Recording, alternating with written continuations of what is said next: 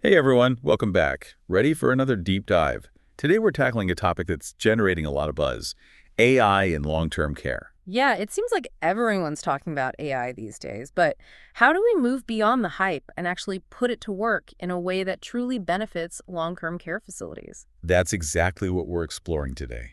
And to help us navigate this complex landscape, we're diving deep into a guide called Navigating AI Implementation in Long-Term Care: Essential Strategies.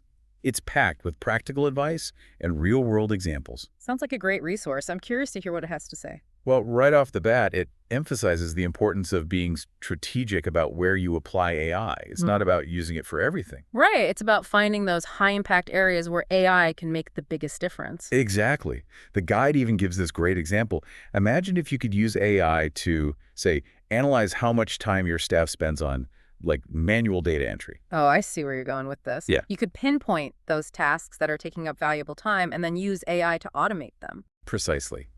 And that frees up your staff to focus on what matters most, providing personalized care to residents. Makes sense. But I imagine that measuring the actual return on investment or ROI from these AI implementations can be a little tricky, right? Well, the guide addresses that head on. It stresses the importance of setting clear performance metrics that are directly tied to your facility's strategic objectives. So you need to define what success looks like up front. Let's say your goal is to reduce medication Yeah. errors. You could track how well an AI-powered medication management system performs compared to your current processes. And that gives you hard data to show if the AI is actually delivering on its promise. I like it. It takes the guesswork out of it. But even with all the potential benefits, I can see how some staff members might be hesitant to embrace AI. Oh, absolutely. That human element is crucial, and the guide really hits the nail on the head when it talks about staff training and buy-in. I mean, you can have the most amazing AI tech, but if your staff aren't comfortable using it, or worse, if they're actively resistant to it, you're not going to see the results you're hoping for. Right, it's all about bringing people along on the journey. And the guide has some really practical suggestions for doing just that.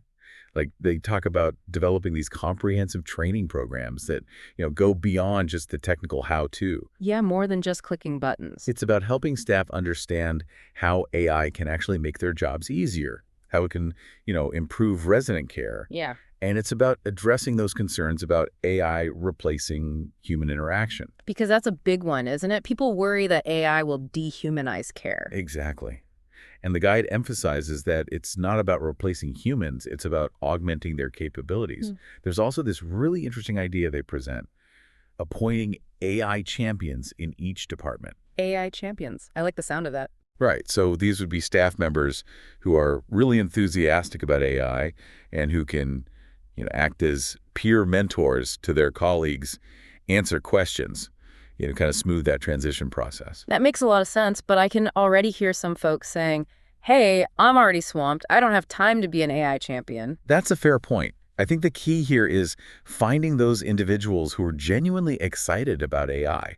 The folks who see its potential and are eager to share that enthusiasm with others. Because their passion will be contagious. Exactly. And speaking of starting small, the guide strongly advocates for pilot programs. Oh, pilot programs are such a good idea. Right. It's basically a way to dip your toes into the water with AI before you, fully commit. Test it out on a smaller scale. Exactly. Implement it in maybe a specific department, see how it works in a real-world setting, get feedback from the staff, and iron out any kinks. It's like a trial run.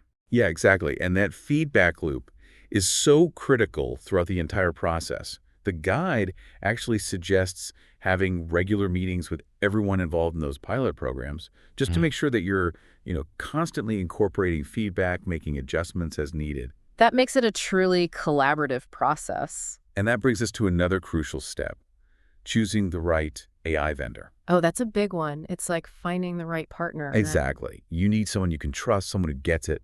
And the guide is really clear on this point. You need to look for a vendor that has a proven track record in healthcare AI, ideally one with specific experience in long-term care. Because it's such a unique environment. Right. You're dealing with a very specific population with their own set of needs and challenges.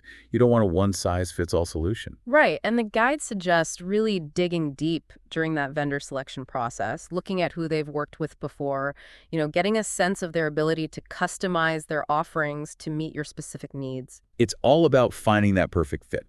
Okay, now let's address the elephant in the room, the cost. Yeah, that's often the first question people have. Right. AI implementation does come with upfront costs, software, training, potentially even some adjustments to your existing workflows. Mm. But the guide really encourages us to think about this as a smart investment.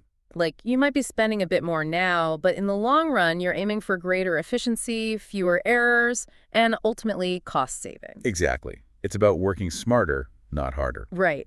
And to help you really weigh those costs and benefits, the guide recommends developing a cost-benefit analysis. Oh, that's a good idea. Yeah, compare your current expenses with those projected savings that you hope to achieve by implementing AI. It helps you see the bigger picture, make informed financial decisions. That makes a lot of sense.